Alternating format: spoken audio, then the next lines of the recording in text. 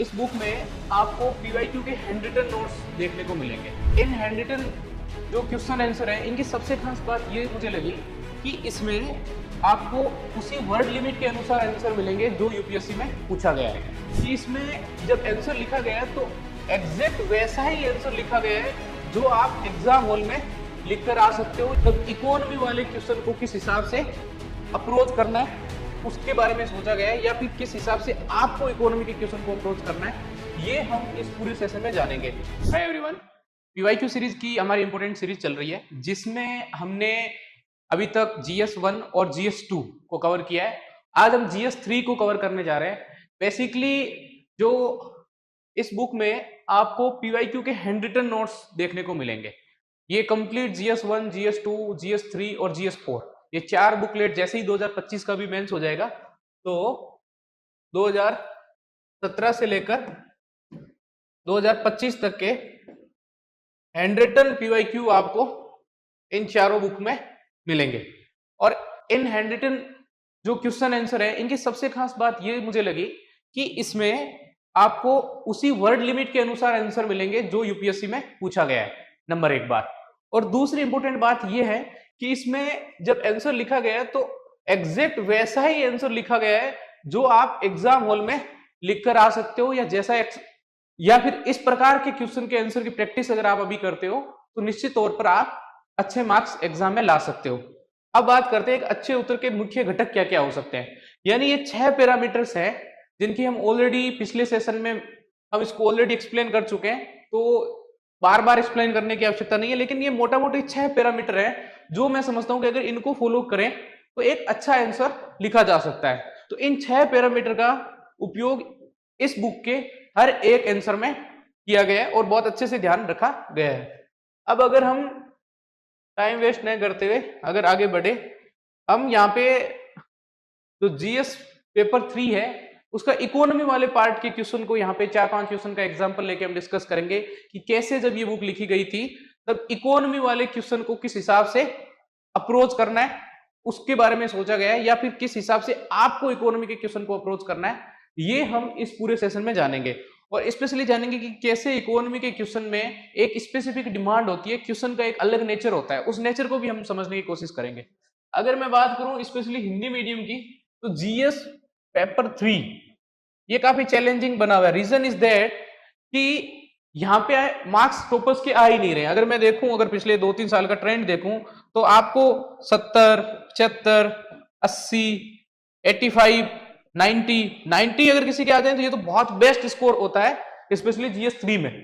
तो क्या रीजन है कि मार्क्स नहीं आ रहे हैं? हाँ, इक्का दुक्का आते हैं नंबर, लेकिन मोस्ट ऑफ एवरेज जो नंबर है वो 70-75 में रह जाता है जीएस पेपर 3 में। वहीं अगर हम बात करें GS2 या फिर GS4 तो यहाँ पे 100-110 इजीली स्कोर हो रहा है, लेकिन जीएस पेपर 3 में स्कोर नहीं हो रहा है। एक तो उस चैलेंज के बारे में हम इस सेशन में जानेंगे और दूसरा कैसे उसको टैकल कर सकते हैं उसके बारे में भी बात करेंगे। और तीसरी जो इंपॉर्टेंट बात है कि जीएस पेपर 3, क्योंकि इसमें जितने भी अगर आप देखोगे इकोनॉमी, इसमें आप देखोगे साइंस टेक, इसमें आप देखोगे एनवायरमेंट, ये कुछ ऐसे सब्जेक्ट है जो कुछ टेक्निकल डिमांड रखते हैं। जैसे मुझे याद है 2023 में जब मैं यूपीएससी का मेंस लिख रहा था तो यूपीएससी में एक क्वेश्चन आया था आई थिंक कि बेरोजगारी की अकाउंटिंग के मेथड कौन कौन से हैं। अब अगर इस टाइप के क्वेश्चन आ रहे हैं तो इसका एक स्पेसिफिक आपको आंसर देना होगा। इसमें आप जनरलिस्टिक पॉइंट का यूज नहीं कर सकते। ठीक वैसे ही एक क्वेश्चन और पूछा था साइंस टेक से कि चंद्रयान 3 के पेलोड्स को एक्सप्लेन करना था। अब चंद्रयान 3 को मोटा मोटी हम पढ़ लेते हैं, लेकिन उसमें कौन कौन से पेलोड्स थे, उसकी टेक्निकल क्या क्या यूजेस थे, अब इसके बारे में हम जनरली कम स्पेसिफिक होते हैं। तो ये चीज हमें स्पेशली जीएस पेपर 3 को जब हैंडल कर रहे हो तो उस समय हमें ध्यान में रखनी है। अब अगर हम कुछ क्वेश्चन की को एग्जांपल लेके और समझने की कोशिश करेंगे कैसे जीएस पेपर 3 स्पेशली इकोनॉमी वाले पार्ट में अप्रोच हमें कैसे रखनी है, और इस बुक में जब आंसर लिखे गए हैं तब कैसी अप्रोच को फॉलो किया है, ये दोनों चीज हम ध्यान में यहाँ पे देंगे।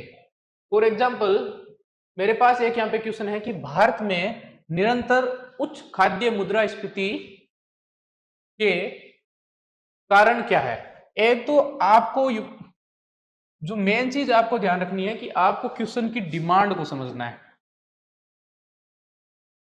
क्वेश्चन की डिमांड को समझना बहुत ज्यादा जरूरी है, और क्वेश्चन की डिमांड को समझने के लिए हम एक फॉर्मूला शुरू से ही अपना रहे हैं कि हमें क्वेश्चन को तोड़ना आना चाहिए। जैसे इस क्वेश्चन का पार्ट 1 ये है और सेकंड पार्ट में पूछा है कि इस प्रकार की मुद्रास्फीति को नियंत्रित करने में आरबीआई की मौद्रिक नीति की प्रभावशीलता पर टिप्पणी कीजिए।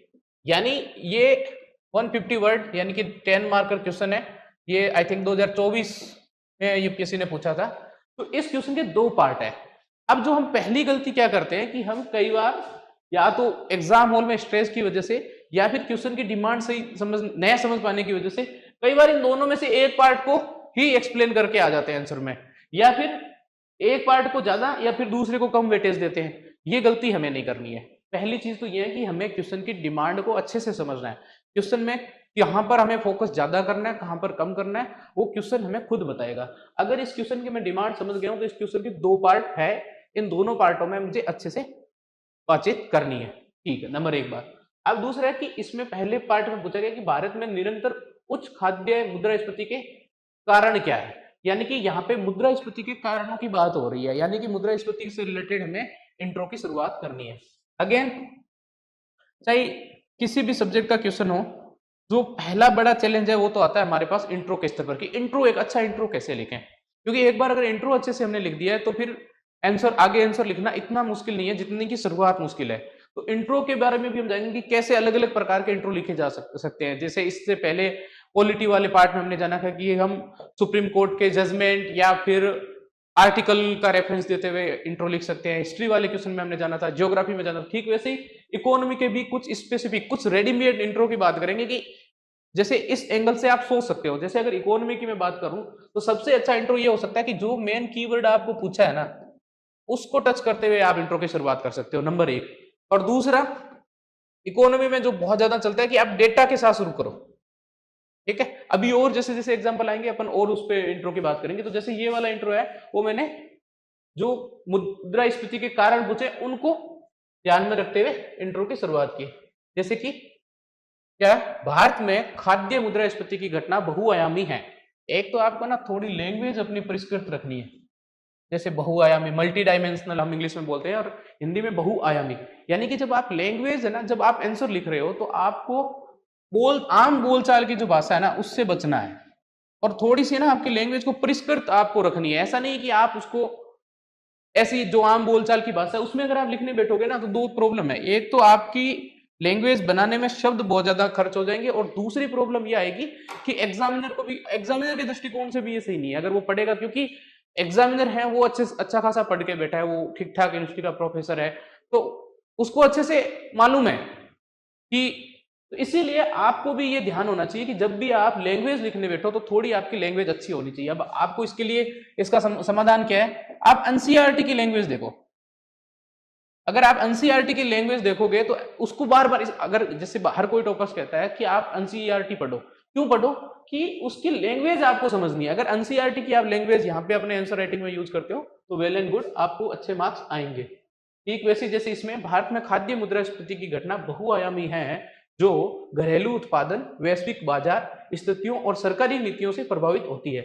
यानी कि हम इंट्रो को एक बात कि बहुत बड़ा नहीं रखेंगे और दूसरा कोमा का यूज करते हुए उसको छोटा बनाने के लिए बस कीवर्ड की जो लैंग्वेज चलती है उसको हम यूज करेंगे।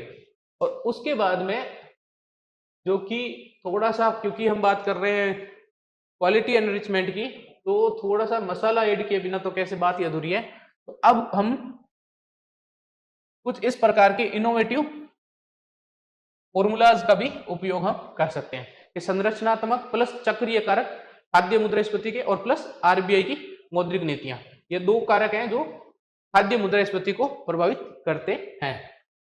अब क्योंकि हमें अच्छा आंसर लिखने का एक घटक यह भी है कि हमें प्रेजेंटेशन को भी बेहतर रखना है और प्रेजेंटेशन बेहतर हमारा तभी होगा जब हम हेडिंग बना रहे हो। एक तो हेडिंग बहुत ही क्लियर होनी चाहिए और क्लियर न सिर्फ विजिबिलिटी के दृष्टिकोण से बल्कि हमारे जो क्वेश्चन में जो एग्जैक्ट हमसे पूछा गया है उसके अकॉर्डिंग आपकी हेडिंग होनी चाहिए।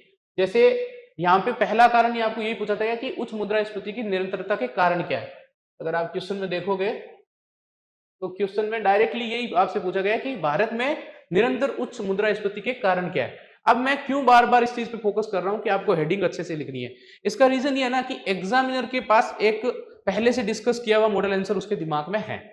तो अब आपने एकदम क्लियर, क्रिस्टल क्लियर अगर हेडिंग लिखी है तो वो हेडिंग देखने के बाद हो सकता है हेडिंग से ही उसको दिमाग में मोटा मोटा एक आइडिया बन जाएगा कि हाँ इसने क्या क्या इसमें लिखा होगा। तो आपकी पहली बात तो हेडिंग क्लियर होनी चाहिए, और दूसरी बात उसमें ठीक ठाक एक बॉक्स बना के उसमें आप गैप अच्छे से दे दोगे, ठीक है। और उसके बाद में आंसर राइटिंग का एक हमें फिक्स फॉर्मूला बना लेना है कि एक तो हम पॉइंट्स जब लिखने बैठेंगे तो थोड़े पॉइंट्स कोशिश करेंगे कि डायमेंशन हम ज्यादा से ज्यादा खोल पाए। नंबर एक बात कि डायमेंशन ज्यादा खोलने हैं, और दूसरी बात कि उसको कंसाइज रखेंगे, ठीक है। ऐसा नहीं कि ये पॉइंट हम लिखने बैठे हैं और इस पॉइंट को यहां तक एक्सप्लेन कर रहे हैं, नंबर दो बात। और नंबर तीन बात कि हम जहां पर भी हो जरूरी हो वहां रिलेवेंट एग्जाम्पल की यूज करेंगे, लेकिन यहां तक बात खत्म नहीं होगी। क्यों? क्योंकि हम बात कर रहे हैं जीएस की। अभी तक अगर हमने बात की है तो मेन इन तीन ही चीज पे की है कि हम कंसाइज रखेंगे, डायमेंशन ज्यादा खोलेंगे और एग्जाम्पल का यूज करेंगे। लेकिन यहाँ पे हम है इकोनॉमी का क्वेश्चन है। अगर इकोनॉमी का क्वेश्चन है जीएस 3, जो कि हमारे लिए एक बहुत बड़ा चैलेंज है कि इसमें मार्क्स नहीं आते। मार्क्स अगर आप ढंग से विश्लेषण करोगे तो मार्क्स नहीं आने की कहीं ना कहीं ये गलती हमारी खुद की, क्योंकि इकोनॉमी के पेपर में आपसे डिमांड की जाती है कि आप थोड़े डेटा स्पेसिफिक हो। यानी कि फोर्थ पॉइंट रहेगा कि हमें स्पेसिफिक डेटा यूज करना है, और डेटा को भी ऐसे नहीं कि सीधा हम उसको लाइन फॉर्मेट में या लैंग्वेज फॉर्मेट में लिख देते, नहीं। क्योंकि ये इकोनॉमी का है तो यहाँ पे इकोनॉमी जैसे अगर आप बजट देखोगे, और बजट में भी स्पेशली अगर बजट का एक आप पार्ट देखोगे, किस तरह बजट में Venn diagram, pie chart, graph इत्यादि बनाए गए होते हैं ताकि डेटा को सही ढंग से पेश किया जा सके। यानी कि डेटा का जब आप यूज करो इकोनॉमी के पेपर में तो न सिर्फ उसको सिंपली लैंग्वेज फॉर्मेट में बल्कि उसको अच्छे से पेश करना भी सीखो। उसका एग्जाम्पल आप यहां देखोगे, जैसे यहां पर हमने आपूर्ति श्रृंखला में व्यवधान, और उसको बहुत हल्के से हम बहुत कम वर्ड में उसको एक्सप्लेन किया, और उसके बाद में सीधा हमने एग्जाम्पल का यूज किया। ठीक वैसे ही अलग अलग जितने भी आप पॉइंट्स देखोगे, पॉइंट्स के साथ एग्जाम्पल जरूर लिखे गए हैं, ठीक है। फसलों उपरांत नुकसान एग्जाम्पल, भारत में प्रति वर्ष 74 मिलियन टन खाद्यान्न की हानि। ईंधन की वृद्धि, ईंधन मुद्रास्फीति 1% अगर बढ़ती है तो खाद्य मुद्रास्फीति है वो 0.13% की दर से बढ़ जाती है। ये इंटरलिंक है ईंधन वृद्धि की और खाद्यान्न मुद्रास्फीति में वृद्धि की। और उसके बाद में क्योंकि हमें डेटा का यूज करना है तो खाद्य मुद्रास्फीति है वो 2016 से 20 में अगर देखें 2.9% की दर से बढ़ी थी। वहीं अगर हम देखें तो इस तरह हम पाई चार्ट यूज कर लेंगे डेटा को दिखाने के लिए कि ये एक बिग जंप आया है। इस तरह हमें ध्यान रखना है कि जब स्पेशली हम इकोनॉमी के क्वेश्चन को लिख रहे हो तो एक तो हमें डेटा का यूज करना ही करना है, और दूसरा डेटा को प्रेजेंट भी सही ढंग से करना है, और तीसरा जब हम डेटा का यूज कर रहे हो तो आप आगे डेटा का जब भी यूज कर रहे हो तो डेटा को एक जो रिलायबल सोर्स है ना उस रिपोर्ट की हम बात करेंगे। जैसे हम इकोनॉमी जब भी हम बात कर रहे हैं तो हम बजट के डेटा को लेंगे, या फिर आर्थिक सर्वेक्षण के डेटा को लेंगे, या फिर हम मॉस्पी ये जो डेटा है उसको यूज लेंगे, या फिर हम वित्त मंत्रालय की रिपोर्ट के डेटा लेंगे, या फिर हम आरबीआई की कोई रिपोर्ट को कोट करते हुए लिखेंगे। इसी तरह हम इंटरनेशनल स्तर के डेटा का जब यूज करेंगे तो हम वर्ल्ड बैंक के डेटा का यूज करेंगे। हम जो इंटरनेशनल ऑर्गेनाइजेशन है जैसे ओईसीडी हो गया, इस प्रकार के जो फेमस ऑर्गेनाइजेशन है, जो एक एस्टेब्लिश ऑर्गेनाइजेशन है, जिनकी बात पूरे वर्ल्ड स्तर पर सुनी जाती है या फिर जिनकी बातें अक्सर न्यूज़पेपर में देखने को मिलती है, ऐसे डेटा का हम यूज करेंगे। यानी कि ऑफिशियल डेटा का यूज करेंगे जो कहीं ना कहीं हमें दूसरों से अच्छे मार्क्स दिलवाएगा। ठीक, अब ये वापस सेम इस क्वेश्चन के, क्योंकि हमने देखा कि दो पार्ट है तो अगेन दूसरे पार्ट को भी हम इसको अच्छे से हेडिंग बनाकर और हेडिंग में ठीक ठाक गैप देकर उसको एक बॉक्स में रख के और उसके बाद में पॉइंट्स में वही सेम स्ट्रेटेजी हम रखेंगे कि एक तो हमें इसको एक्सप्लेन नहीं करना है पॉइंट को ज्यादा, और दूसरा हर एक पॉइंट के साथ एग्जाम्पल का हमें अच्छे से यूज करना है। और एक और मेन बात यह है कि जब आप पॉइंट्स बनाओ ना तो थोड़ा उसमें कीवर्ड वाली लैंग्वेज का यूज करो, जैसे संचरण विलंब। अब इस टाइप के आप अगर देखोगे तो ये संस्कृत टाइप के शब्द है। ये थोड़ा सा ना आपके आंसर राइटिंग का एक एडवांस लेवल दिखाता है कि आपकी न सिर्फ आपको डेटा और फैक्ट क्या पता है, न सिर्फ उस टॉपिक की समझ है, बल्कि आपकी लैंग्वेज पर भी ठीक ठाक पकड़ है। तो आप लैंग्वेज पर भी फोकस रखोगे। अगर आपको देखो, अगर आपको जनरल नंबर लेके आने हैं 3, 3.5, 10 में से, तब आप जर्नलिस्टिक पॉइंट यूज कर सकते हो। लेकिन अगर आपका टारगेट, क्योंकि हम यहाँ पर बात कर रहे हैं 400 से, हम बात कर रहे हैं कि 400 प्लस, या फिर यूं कहूं 450 वाली रेंज में अगर हमें आना है, तब हमें ये सब काम करने ही पड़ेंगे। तो और अभी जिस हिसाब से ऑप्शनल में मार्क्स कम आ रहे हैं, पिछले 2-3 सालों से देख रहा हूँ स्पेशली हिंदी मीडियम में भी, कि ऑप्शनल में मार्क्स कम आ रहे हैं, लेकिन जीएस में अब ठीक ठाक मार्क्स आ रहे हैं। अगर मार्क्स ठीक ठाक आ रहे हैं तो आपको भी अभी से ही, यानी कि अभी से ही मेहनत करनी स्टार्ट कर देनी है। जो भी 2026 में मेंस देने जा रहे हैं वो बिल्कुल आज से ही लग जाएं कि हमें आंसर राइटिंग के लेवल को इस लेवल पर लेके जाना ही है। अब आप देख लो कि किस हिसाब से डेटा और फॉर्मेट हमें क्वेश्चन बनाना है और क्वेश्चन की स्ट्रक्चरिंग पे ध्यान देना है। अच्छा ठीक है, एक बात और आपको ध्यान रखनी है कि जहां पर आपके पास टाइम हो और वर्ड लिमिट की आपके पास थोड़ी कमी हो, उसमें है ना आपको एक थोड़ा सा इनोवेटिव चीजें करनी है। क्योंकि देखो 4 पॉइंट मैंने लिख दिया, अब मेरे पास ये नहीं हो सकता कि मैं इसमें 2-3 पॉइंट और लिख दूं, क्योंकि मेरे पास एक तो टाइम मेरा एक्स्ट्रा चला जाएगा, दूसरा वर्ड भी बहुत ज्यादा खर्च हो जाएंगे। लेकिन क्योंकि अगर मैं लिखने बैठा तो मैंने 4 ही पॉइंट लिखे, लेकिन एक और मान लो कि ए है, उसने 4 पॉइंट लिखे, लेकिन वही बी है, उसने 4 की बजाय 7 पॉइंट लिख दिए, तो निश्चित है कि उसको बी को मार्क्स ज्यादा मिलेंगे। लेकिन हाँ यह है कि उसके साथ साथ उसको ये भी ध्यान रखना है कि पॉइंट लिखते टाइम ऐसा नहीं हो कि एक क्वेश्चन का टाइम है वो दूसरे क्वेश्चन का टाइम एक क्वेश्चन में दे दे, नहीं वो नहीं होना चाहिए। और तीसरा कि कंटेंट निश्चित तौर पर क्वालिटी वाला होना चाहिए। तो अब इसके लिए हम क्या है कि हम फॉर्मूला का यूज करेंगे, ये थोड़ा सा नया इनोवेशन है इस पूरी बुकलेट में। जितने भी जीएस 1, 2, 3, 4 है, आप पूरा में सभी आंसर में देखोगे कि लगभग कुछ क्वेश्चन में, क्योंकि सब क्वेश्चन में आपको फॉर्मूला बनाना ना तो लाजमी है ना ही बनाया जा सकता है, लेकिन हाँ ये है कि अगर 10 में से 2-3 क्वेश्चन में भी बनाए तो आप देखोगे कि बुकलेट में आपको दिखेंगे कि फॉर्मूला का उपयोग किया गया है। जैसे इसमें क्या है कि एमएसपी युक्तिकरण, मुद्रास्फीति लक्ष्यीकरण, आपूर्ति संवर्धन प्लस कृषि उत्पादकता प्लस भंडारण सुरक्षा, इससे क्या आ जाएगी खाद्य मुद्रास्फीति नियंत्रण। यानी हम यहाँ पे वे फॉरवर्ड में बता सकते हैं, एक तो हम वे फॉरवर्ड लिखने बैठते, एक तो या तो हम लिखते ही नहीं, या फिर वे फॉरवर्ड लिखते तो हमारा आधा पेज चला जाता और उसमें टाइम चला जाता। उसके बीच की हमने एक बुद्धा का मिडिल पाथ अपनाया कि हमने एक फॉर्मूला बना दिया। अब एग्जामिनर के ऊपर है कि वो उसके ऊपर अच्छे से दिमाग लगाए, वो इसको समझे, लेकिन आपको मार्क्स जरूर देगा अगर आप इस तरह की चीजें करोगे। अगेन कंक्लूजन हमारा कंसाइज होना चाहिए, और कंक्लूजन में हमें विशेष ध्यान रखना है कि हमें कंक्लूजन में 1 से 2 कीवर्ड का यूज जरूर करना है।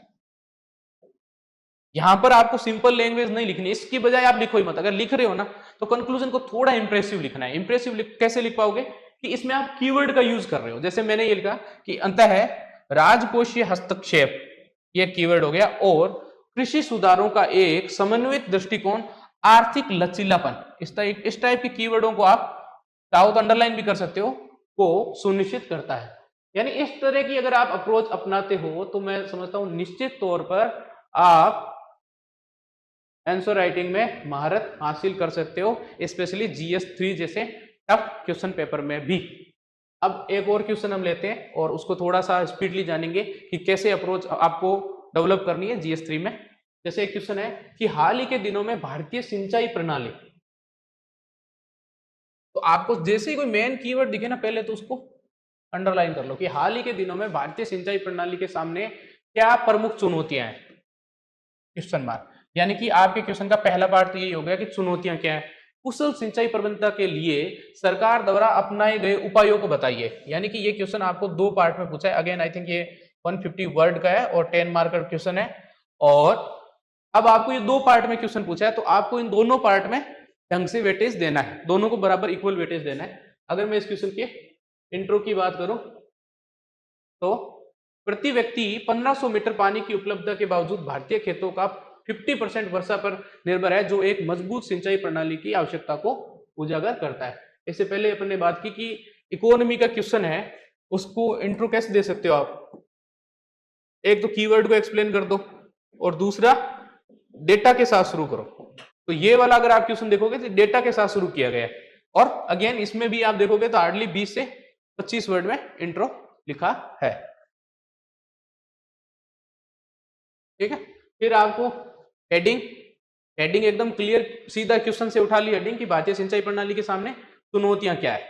और उसके बाद में हम अब जब चुनौतियां भी लिखो ना तो एक चीज ये रखना है आपके दिमाग में, एक चीज और क्रिस्टल क्लियर होना चाहिए कि ऑर्डर आपका सही होना चाहिए, यानी जो बड़ी चुनौतियां हैं वो पहले और जो छोटी हैं वो बाद में आनी चाहिए। ऐसा नहीं है कि उसका ऑर्डर थोड़ा ठीक ठाक होना चाहिए, नंबर एक बात। और दूसरा कि आप जब एग्जाम्पल यूज कर रहे हो ना, तो आपके एग्जाम्पल स्पेसिफाइड होने चाहिए, यानी जनरल एग्जाम्पल नहीं होने चाहिए। जैसे खाद्य टोकरी की बदलती संरचना, अब आप देखो इको सर्वे उठा के देखोगे तो आपको इस टाइप के कीवर्ड आपको मिल जाएंगे, खाद्य टोकरी की बदलती संरचना। एग्जामिनर भी पढ़ेगा तो ये उसको भी लगेगा कि यार ये लिख क्या रहा है, किस लेवल की आंसर राइटिंग हो रही है यहाँ पे, कि खाद्य टोकरी की बदलती संरचना। आप अगर आप इसमें एग्जाम्पल नहीं लिखोगे तो ये एक ओपन एंडेड पॉइंट हो गया, अब वो समझ में नहीं आएगा। अब आपको एग्जाम्पल के जरिए उसको स्पेसिफाई करना पड़ेगा, जैसे कि अनाज से फल सब्जी, ठीक है।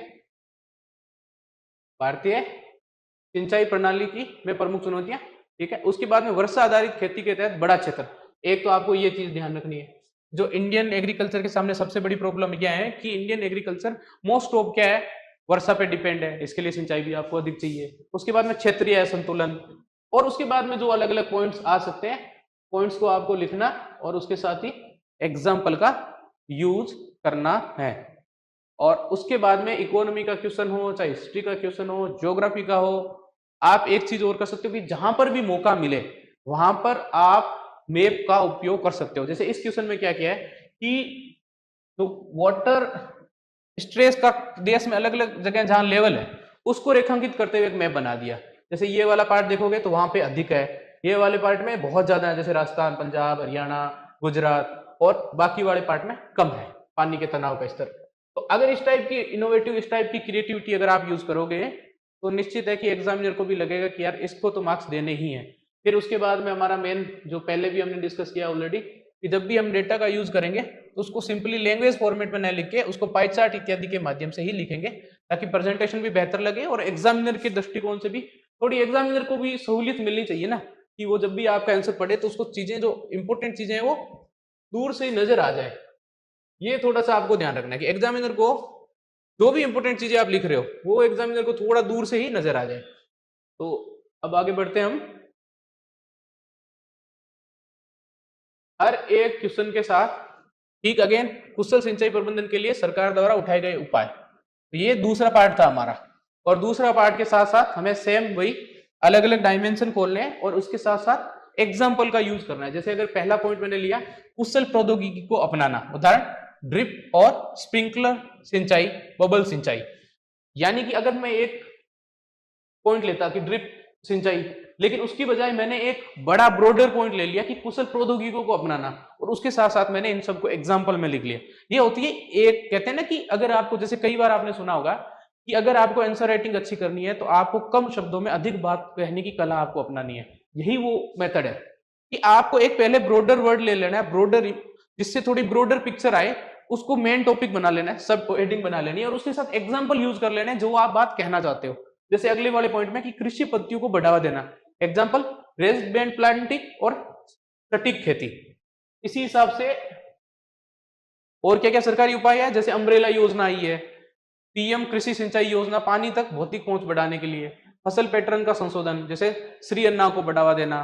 और हाँ, एक चीज और यहाँ पे, जैसे हमने सोशल जस्टिस और गवर्नेंस के क्वेश्चन में भी देखा कि जो बेस्ट प्रैक्टिस है, चाहे वो इंडिया की हो या वर्ल्ड लेवल की हो, अगर आप उस एग्जैक्ट टॉपिक से, जैसे अगर सोशल ऑडिटिंग की आप बात कर रहे हो तो जो मेघालय का मॉडल है उसका आप जिक्र करो। वहीं अगर आप सेल्फ हेल्प ग्रुप की अगर बात कर रहे हो तो केरल के कुदुम्बश्री मॉडल का जिक्र करो।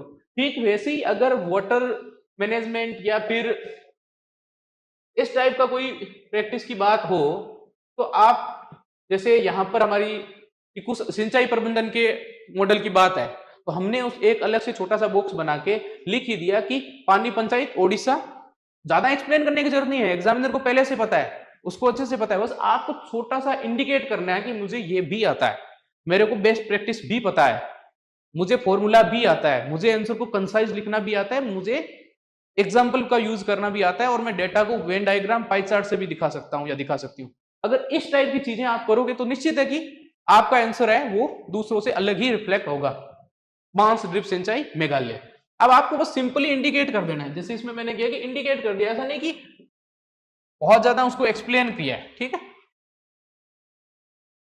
आगे बढ़ते हैं। अगेन आप वो वे फॉरवर्ड में यूज कर सकते हो फॉर्मूला का, और सिंपली डिस्क्राइब भी कर सकते हो। अब आगे बढ़ते हैं और एक और क्वेश्चन लेते हैं, थोड़ा सा इसको जल्दी निपटाते हैं कि भारत में कृषि कीमतों के स्थिरीकरण के लिए सुरक्षित भंडार बफर स्टॉक के महत्व को स्पष्ट कीजिए। सेम देख लो, हर एक क्वेश्चन में यूपीएससी अलग अलग पार्ट में क्वेश्चन पूछ रही है, और आपको भी यह ध्यान रखना है कि जिस पार्ट को जितना पूछा गया उस पार्ट को अपने आंसर में टच जरूर करना है। ऐसा नहीं है कि जब आप क्वेश्चन लिख रहे हो तो आधे क्वेश्चन का आंसर करके आ जाओ। अगर आधे क्वेश्चन का आंसर करके आओगे तो नंबर भी आधे ही आने हैं। तो भारत में कृषि कीमतों के स्थिरीकरण के लिए सुरक्षित भंडार बफर स्टॉक के महत्व को स्पष्ट कीजिए। बफर स्टॉक के भंडारण, यानी पहला पार्ट यह हो गया, बफर स्टॉक के भंडारण से जुड़ी चुनौतियां क्या है। दो पार्ट है, एक तो हमें बफर स्टॉक के महत्व को उजागर करना है और दूसरा चुनौतियों पे फोकस करना है। यानी अगर कोई दो इंपोर्टेंट वर्ड है इस क्वेश्चन के तो वो यही है कि पहला तो महत्व बताना है, दूसरा चुनौतियां, और बताना किसका है, बफर स्टॉक का। ठीक है, अब हम इसमें आगे बढ़े।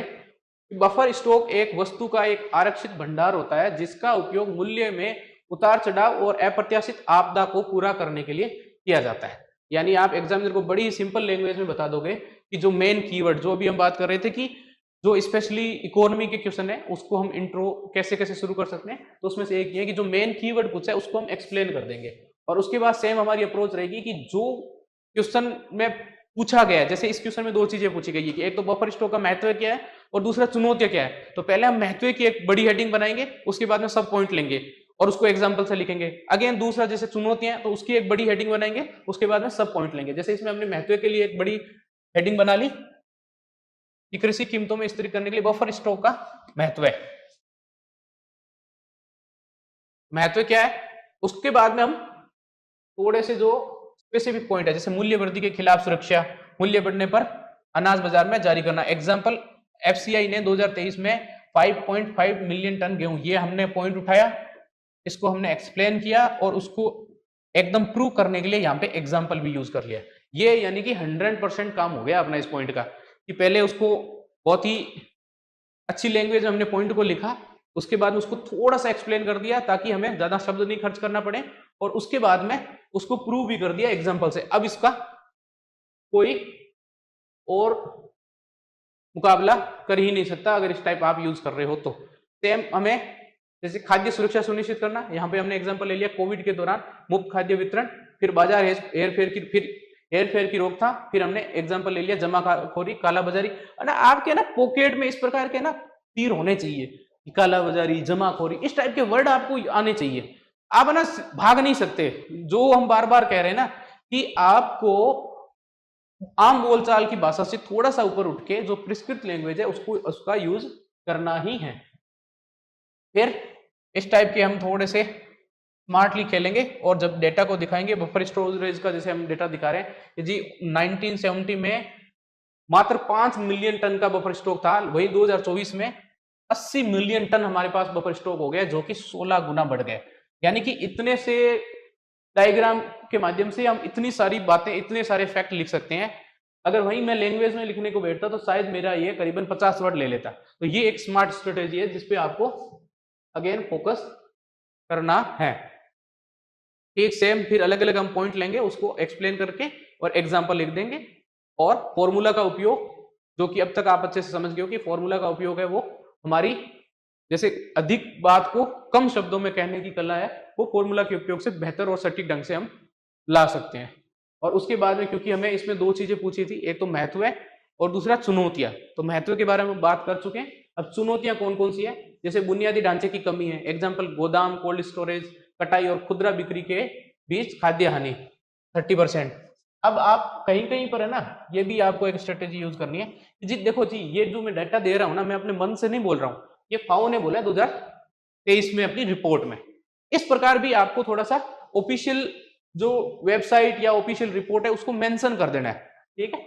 और उसके बाद में बढ़ता राजकोषीय बोझ, और उसको भी हम डेटा के माध्यम से लिखेंगे, और फिर हम बेहतर स्टॉक के प्रबंधन के उपाय भी बता सकते हैं अगर हमारे पास थोड़ा सा समय है, और क्योंकि क्वेश्चन की डिमांड है तो उसके अकॉर्डिंग हम आगे जा सकते हैं। एक और चीज जो मैं यहाँ बताना चाहूंगा स्पेशली इकोनॉमी का क्वेश्चन का जब आप आंसर लिख रहे हो ना, तो आपको एक चीज की बहुत ज्यादा ध्यान रखनी है, जो कि जनरली हम अवॉइड कर लेते हैं, कि हमें कमिटीज का जिक्र करना है। यानी कि कोई उपाय है, जब स्पेशली जब आप उपायों की बात कर रहे हो, तो आप अपने तरफ के एक दो उपाय तो बता दो कि देखो जी मेरे अनुसार ये उपाय है, लेकिन एक दो उपाय आप वो बताओ जो कमेटी ने सुझाए हो। इकोनॉमी और पॉलिटी दोनों में आपको ये ध्यान रखना है। जैसे अगर पॉलिटी में आ जाए, संघ राज्य संबंधों को सुधार के लिए क्या क्या उपाय, तो उसमें आप सरकारी आयोग या पुंछी आयोग, इन कमेटियों की बात करके फिर उपाय बताओ। ठीक वैसे ही जब इकोनॉमी में ये खाद्य सुरक्षा की बात आ गई, तो शांता कुमार समिति है। तो इस टाइप की जो समितियां बनी हुई है ऑलरेडी, आपको इसलिए ये ना, इसीलिए थोड़ी सी डीप स्टडी मांगता है ये वाला पार्ट।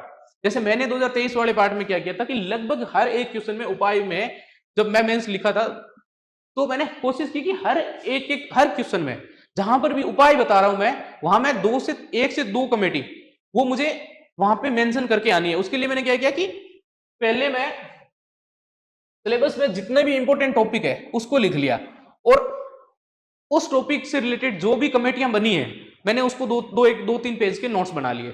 जैसे एफसीआई की हम बात करते हैं, तो एफसीआई से रिलेटेड एक इंपॉर्टेंट कमेटी है शांता कुमार कमेटी, तो मैंने ये कीवर्ड लिख लिया। ठीक वैसे जो अलग अलग कमेटी है, ज्यादा नहीं है, अगर आप देखोगे तो दो तीन पेज में आपके नोट्स बन जाएंगे। और उसको आप ये काम करो कि जब टेस्ट सीरीज देने जाओ, सिर्फ उस दिन 10 मिनट देख लो।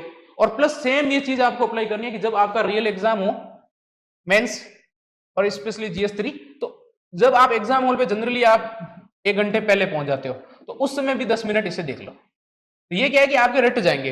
इवन नॉट ओनली सिर्फ ये कमेटी वाला पार्ट, बल्कि जो कुछ डेटा फैक्ट है, सारों की एक फैक्ट फाइल बना लो। ज्यादा से ज्यादा क्या है, 10 पेज में बन जाएगी, या फिर ऑलरेडी आपके पॉकेट नोट्स है उसमें सारे ये डेटा और सब दिए, उसको आप एग्जाम जस्ट दे रहे हो ना, जैसे टेस्ट पेपर लिख रहे हो उससे पहले, और एग्जाम दे रहे हो उससे जस्ट पहले एक बार पढ़ लो। तुरंत पढ़ी हुई चीजें क्या है, रिकॉल करने में आसानी होती है। तो ये आप थोड़ा सा स्मार्टली खेल सकते हो। तो यहां पर हम क्या है, कमेटियों की भी बात करेंगे जब हम उपाय सुझा रहे होंगे तब। ठीक है, आगे बढ़ते हैं। ठीक है, जैसे शांता कुमार कमेटी है, अशोक गुलाटी कमेटी है, तो इस प्रकार के आप यूज कर सकते हो। ये अगेन 2000 आई थिंक 22 का क्वेश्चन है, सेम वही उसी फॉर्मेट में लिखा है। एक बार क्वेश्चन देख लेते हैं जल्दी से कि भारतीय अर्थव्यवस्था में डिजिटलीकरण की स्थिति क्या है, पार्ट 1। और इस संबंध में आने वाली समस्याओं का परीक्षण कीजिए, पार्ट 2। और सुधार के लिए सुझाव दीजिए। यानी कि ये क्वेश्चन है वो 3 पार्ट में इसका हमें आंसर देना है। पार्ट 1 डिजिटलीकरण की स्थिति, पार्ट 2 समस्याओं का परीक्षण, और पार्ट 3 सुधार के लिए सुझाव। यानी अगर हम स्थिति बता रहे हो ना, जैसे इकोनॉमी वाले पार्ट में स्पेशली अगर हमें किसी का स्टेटस बताना हो, सबसे जरूरी क्या है, डेटा। विदाउट डेटा आप कोई भी चीज का स्टेटस नहीं बता सकते, स्पेशली इकोनॉमी में। तो स्थिति बताने के लिए एक तो चाहिए आपको डेटा, यानी एक कीवर्ड है मेरे पास डिजिटलीकरण। अगर आप सिलेबस को, जैसे मैं बार बार ये की बात कर रहा हूं कि यूपीएससी में सबसे बड़ा अगर आपका कोई टीचर है तो वो है खुद सिलेबस अगर आप देखोगे तो सिलेबस में ये एक्सपेक्टेड है कि आपको डिजिटलीकरण के बारे में पता हो। अगर डिजिटलीकरण के बारे में पता हो तो उससे रिलेटेड डेटा भी आपको आने चाहिए। जीएस 3 क्यों चैलेंजिंग है, क्योंकि जीएस 3 थोड़ा सा डेटा स्पेसिफिक पेपर है, ये हमें ये हमें मानना पड़ेगा। इसीलिए अब आपको डिजिटलीकरण के से रिलेटेड अगर कुछ अच्छे डेटा है तो आप निश्चित तौर पर एक बहुत अच्छा आंसर लिख सकते हो। जैसे कि इस पे देखते हैं, इसका एक बार पूरा। भारत सरकार के द्वारा सन 2015 में डिजिटल इंडिया योजना की शुरुआत की गई, जिसका लक्ष्य भारत को डिजिटल रूप से सशक्त एवं समृद्ध समाज व ज्ञान अर्थव्यवस्था के रूप में विकसित करना है। फिर हमने एक इस प्रकार का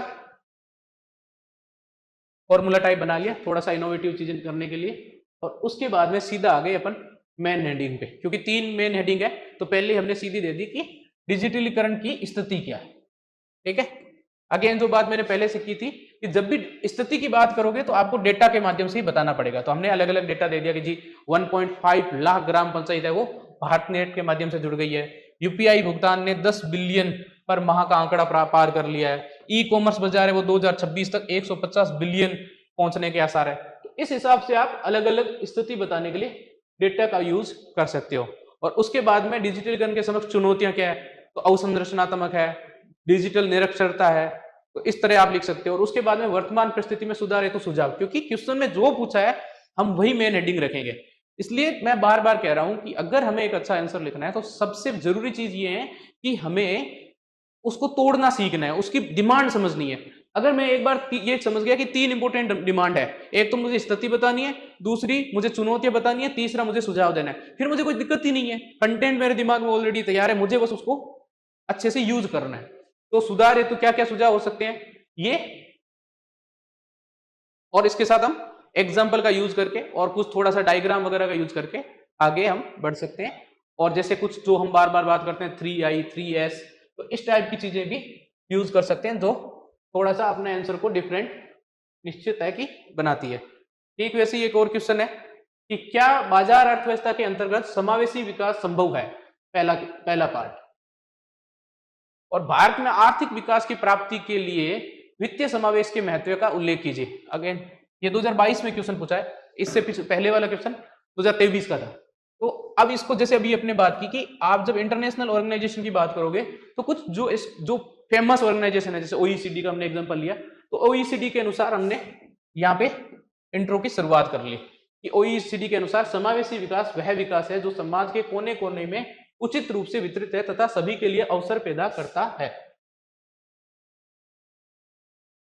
ठीक है, और उसके बाद में सेम वही जो क्वेश्चन में पूछा गया उसको हेडिंग बनाते हुए और एग्जाम्पल का यूज करते हुए हम इस प्रकार आंसर लिख सकते हैं। और चुनौतियां वगैरह अगर आपको लिखने में थोड़ा टाइम की अगर कमी है तो आप इसको बिल्कुल ऐसे हेडिंग फॉर्मेट, पूरी ज्यादा लैंग्वेज न लिख के सीधा पॉइंट फॉर्मेट में लिख के और आगे बढ़ सकते हो, कोई दिक्कत नहीं है। स्पेशली जब लास्ट के 1-2 क्वेश्चन हो उसमें आप इस प्रकार की स्ट्रेटेजी यूज कर सकते हो कि सिर्फ आप पॉइंट लिख रहे हो, एग्जाम्पल लिख रहे हो, विदाउट एक्सप्लेन करते हुए भी आगे बढ़ोगे तो भी आपको अच्छे नंबर मिलेंगे, क्योंकि एग्जामिनर ये समझ जाएगा कि अब लास्ट में इसके पास इतना टाइम नहीं था। तो आप इस तरह की स्ट्रेटेजी 1-2 क्वेश्चन में कर सकते हो तब जब आपके पास टाइम की थोड़ी कमी हो। और क्योंकि देखो एक चीज आपको हमेशा ध्यान रखनी है कि 20 के क्वेश्चन के आंसर मुझे देके आने ही हैं। हाँ, अगर आपके पास टाइम की कमी हो तो ऐसा नहीं कि मैं, जैसे एक स्ट्रेटेजी ये है कि मैं 15 क्वेश्चन का जवाब दूं लेकिन 15 का अच्छा दूं या फिर एक्सीलेंट जवाब दूं, इसकी बजाय मैं 20 क्वेश्चन का जवाब दूं लेकिन एवरेज दूं, तो मेरे ख्याल से ये ज्यादा बेटर है। आप छोड़ के नहीं आना है, कोशिश यही करनी है, अभी से ये ट्राई कर लेना है। जैसे ही आप जो भी टेस्ट सीरीज लिख रहे हो या फिर प्रैक्टिस कर ले रहे हो, दिमाग में एक चीज ये बिठा लेनी है कि मुझे 20 के क्वेश्चन आंसर देने ही है। एकदम rare of the rare situation में, जैसे कभी यार कोई बिल्कुल ऐसा क्वेश्चन आ गया जिसको आपने बिल्कुल भी नहीं पढ़ रखा है, उसके बारे में कुछ भी आइडिया नहीं लग रहा है, उसको आप छोड़ सकते हो। अदरवाइज आपको कोशिश ये करनी है कि 20 के 20 क्वेश्चन के आंसर लिखना है और उसके लिए आपको अभी से प्रैक्टिस करनी है। और इस पूरे लेक्चर की पीडीएफ आप डिस्क्रिप्शन में जाके डाउनलोड कर सकते हो।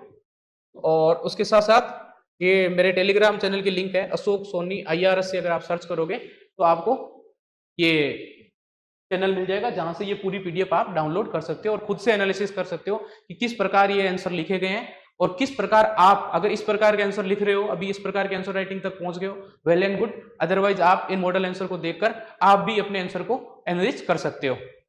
इस वाले सेशन में हमने इकोनॉमी के बारे में जाना, आगे आने वाले सेशन में हम साइंस टेक और एनवायरनमेंट के क्वेश्चन को किस हिसाब से अप्रोच करना है, उसमें किस प्रकार की अप्रोच का हम यूज करके और आंसर को थोड़ा एनरिच कर सकते हैं, उसके बारे में जानेंगे। तब तक के लिए थैंक यू सो मच।